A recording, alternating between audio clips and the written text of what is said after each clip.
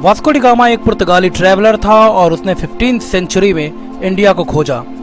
जो उसका complete voyage है या फिर जो उसकी कंप्लीट जल यात्रा है वो बहुत ही मुश्किलों से भरा था और इंडिया को खोजना उसके लिए इतना आसान नहीं था। तो इस वीडियो में हम लोग देखने वाले हैं कि कैसे वास्को डी गामा जो है वो इंडिया पहुंचता है और वो भारत को खोजने में सफल होता है। साथ ही साथ देखेंगे कि क्या क्या चैलेंजेज आता है उसके पूरे वोएज में। तो सबसे पहले पुर्तगाल के लिस्बन से वास्को डी गामा की यात्रा शुरू होती है 8 जुलाई 1497 को और उसके साथ होता है शुरुआत में 4 शिप, सैव गैब्रियल, सैव राफेल, बेरियो और स्टोर शिप। 4 शिप के साथ वास्को डी गामा की यात्रा शुरू होती है।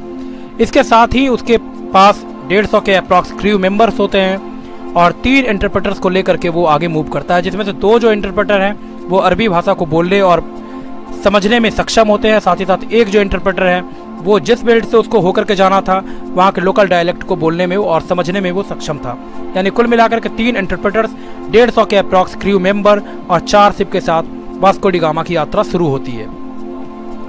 8 जुलाई 1497 को पुर्तगाल के लिस्बन से उसने अपने वोएज को स्टार्ट किया और पहला जो पड़ाव है वो 15 जुलाई 1497 को खत्म होता है कैनरी आइसलैंड को पास करने के बाद। इसके बाद कैनरी आइसलैंड से आगे मूव करने पर वो पहुंचता है केप वर्डे और केप वर्डे में वो पहुंचता है 26 जुलाई 1497 को सैंटियागो पोर्ट पे और वर्तमान में उसको बोला जाता है सैंटियागो पोर्ट। इसके बाद वो स्टार्ट करता है वो अपनी जर्नी को और वो कोस्टल एरिया जो अफ्रीकन कॉन्टिनेंट का है उसको छोड़ते हुए गल्फ ऑफ गुयाना की तरफ नहीं जाता है वो, क्योंकि वहाँ पर उसके साथ चैलेंजेस बहुत ज़्यादा होता। करंट हेवी था, विंड का फ्लो बहुत ज़्यादा था, साथ ही साथ स्टॉर्म वगैरह का वहाँ पे परेशानी था। इस कारण उसने क्या किया कि साउथ अटलांटिक में एक लॉन्ग राउंड टर्न लिया और वो कोस्ट को छोड़ते हुए पहुँचने की कोशिश में जुट गया केप ऑफ गुड होप, जो कि अफ्रीकन कॉन्टिनेंट का साउदर्न मोस्ट पॉइंट था। केप ऑफ गुड होप पहुँचने के पहले उसको पहुँचता था सेंट हेलेना वे, जिसको वो पहुँचने में सफल होता है और वास्को डी गामा जो है वो सेंट हेलेना वे पहुंच जाता है 7 नवंबर 1497 को। इसके बाद वो केप ऑफ गुड होप की तरफ मुड़ जाता है। केप ऑफ गुड होप से आगे बढ़ने पर वो पास करता है मोज़ेल वे को और उसको अब पहुंचना है नटाल। नटाल में वो क्रिसमस को सेलिब्रेट करता है और फाइनली नटाल और मोजाम्बिक के बीच में वो स्टे लेता है 5 दिनों के लिए और जो जिस रिवर के अलोंग वो रुकता है वो है रियो डो कॉब्रे और उसको बोला गया कॉपर रिवर भी। इसके बाद वो आगे मूव करता है और पहुंचता है मोजाम्बिक और मोजाम्बिक में वो मुहाने पे रुकता है क्वेलिमेन रिवर के, जिसको वास्को डी गामा ने नाम दिया था रियो डॉस बॉन्स सिनाइस और इसको बोला गया साथ ही साथ रिवर ऑफ गुड ओमेंस। तो वहाँ के जो मोजाम्बिक में ये नदी आती है उसके मुहाने पे ये स्टे करता है और चूंकि जर्नी जो है वो लिस्बन से लेकर के मोजाम्बिक तक बहुत लंबा हो चुका होता है, क्रू मेंबर्स की तबीयत खराब होती है, इसलिए वो लोग रेस्ट करते हैं करीब करीब 1 महीने के लिए वहाँ पे। इसी दरमियान वो शिप वगैरह को रिपेयर भी करता है। वास्को डी गामा मोजाम्बिक में ट्रेड करता है अरब के मर्चेंट्स के साथ और फाइनली जो वहाँ का सुल्तान है मोजाम्बिक का वो वास्को डी गामा के हेल्प के लिए 2 पायलट्स को प्रोवाइड करता है। उन पायलट्स को शुरुआत में ये लगता है कि वास्को डी गामा मुस्लिम है, इसलिए वो हेल्प करने को तैयार हो जाता है। बाद में जैसे ही उसे पता चलता है कि ये लोग क्रिश्चियन हैं तो उसमें से एक पायलट जो होता है इन लोगों को छोड़ करके आगे बढ़ जाता है। इसके बाद वास्को डी गामा मोजाम्बिक से आगे बढ़ता है और पहुंचता है 2 मार्च को मोजाम्बिक आइसलैंड पे। इसके बाद वो आगे अप्रोच करता है मोम्बासा को, जो कि वर्तमान केनिया में है और वो मोम्बासा पहुंच जाता है 7 अप्रैल को वो मोम्बासा में होता है। इसके बाद 7 अप्रैल के बाद वो 14 अप्रैल को पहुंचता है मालिंदी और मालिंदी में ही उसकी मुलाकात होती है गुजराती पायलट से, जो कि जानता है रूट कालीकट का। तो वहाँ पर वो अपने साथ ले करके फाइनली इंडियन ओशन से होते हुए 23 दिनों की यात्रा करके वो पहुँचता है जमोरिन, जिसका शासक है कालीकट। वहाँ पे पहुँच जाता है वो अपने क्रू के साथ।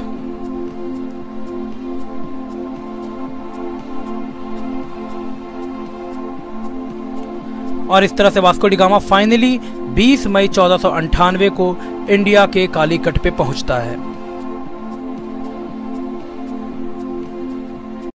मोरिन इंडिया में रूलर है कालीकट पे और वास्को डी गामा चूंकि वहां पर ट्रेड करना चाहता है, लेकिन जो उपहार वगैरह वो देता है जमोरिन को, उससे वो संतुष्ट नहीं होता है और इन दोनों के बीच में क्या होता है कि विवाद आगे बढ़ जाता है।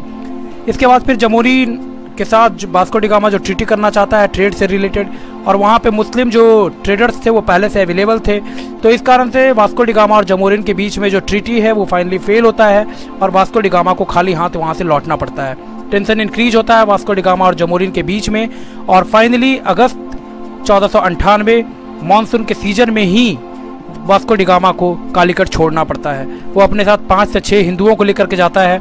मैनुअल को, जो कि राजा है पुर्तगाल में, वो समझा सके हिंदुओं के कस्टम्स को, इस कारण से वो 5 या फिर 6 हिंदू को अपने साथ वहाँ से लेकर के जाता है फाइनली कालीकट से।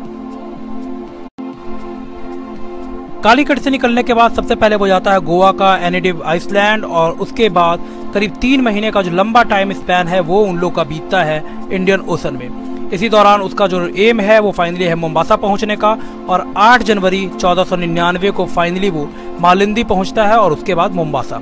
इसी बीच क्या होता है कि जब ये इंडियन ओशन को क्रॉस कर रहा होता है, करीब करीब 3 महीने का जो समय इन लोगों ने इंडियन ओशन में बिताया, और साथ ही साथ चूंकि एडवर्स कंडीशन में इन लोगों ने कालीकट को छोड़ा था, मानसून का सीजन था, जो तूफान था सागर में वो उस समय बहुत ज़्यादा था, और विंड और जो भी स्टॉर्म था वो बहुत ज़्यादा था। इसी कारण से इन लोगों को काफ़ी परेशानी हुई और इसी दौरान उन लोगों का तबीयत खराब होता है। करीब करीब बहुत सारे क्रू मेंबर्स जो हैं वास्को डी गामा के, वो इसी 3 महीने के टाइम स्पैन में मारे जाते हैं। फाइनली अरब सागर को ये क्रॉस करके 8 जनवरी 1499 को मालिंदी पहुंचता है और उसके बाद वहां से मोम्बासा। मालिंदी में वास्को डी गामा ने ऑर्डर दिया, चूंकि कई सारे क्रू मेंबर्स मारे जा चुके हैं, तो इसलिए उसने ऑर्डर दिया कि एक्स्ट्रा शिप को ले जाने से कोई फ़ायदा नहीं है, तो उसने अपना जो शिप है साओ राफेल उसको वहीं पे डिस्ट्रॉय करने का ऑर्डर दिया, और फाइनली वो शिप को मालिंदी में ही डिस्ट्रॉय कर दिया जाता है। इसके बाद मोम्बासा के बाद मोजाम्बिक आइसलैंड के बाद मोजाम्बिक, और उसके बाद नटाल होते हुए फाइनली वो लोग पहुंचते हैं केप ऑफ गुड होप के पास। केप ऑफ गुड होप ये लोग पहुंचते हैं 20 मार्च 1499 को, और यहाँ पे वो जो दो शिप तो इसका वास्को डी गामा का ऑलरेडी कोलैप्स हो चुका है, और फाइनली सैओ गैब्रियल और बेरियो जो इसके पास 2 शिप है, इसको ये लोग आगे लेकर के मूव करेंगे पुर्तगाल के लिए। तो ये 20 मार्च को इन लोग का जो वोएज है वो स्टार्ट होता है फाइनली पुर्तगाल लिस्बन के लिए।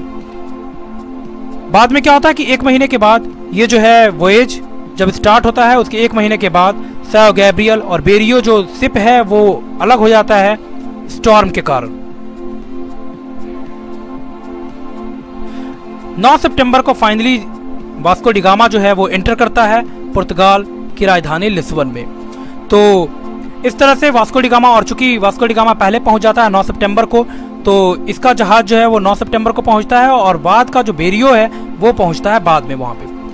जब ये वास्को डी गामा का वॉयज पूरा कंप्लीट होता है, इसके बाद 170 क्रू जो ये लेकर के निकलता है अपने साथ, उसमें से सिर्फ और सिर्फ 55 लोग ही सरवाइव कर पाते हैं फाइनली। मैनुअल 1 जो उस समय वहाँ का राजा होता है, उसने वास्को डी गामा को डोम की उपाधि दी, और एनुअल पेंशन के रूप में इसको दिया गया 1000 क्रूजाडॉस, और कई सारे स्टेट्स प्रोवाइड किए गए वास्को डी गामा को।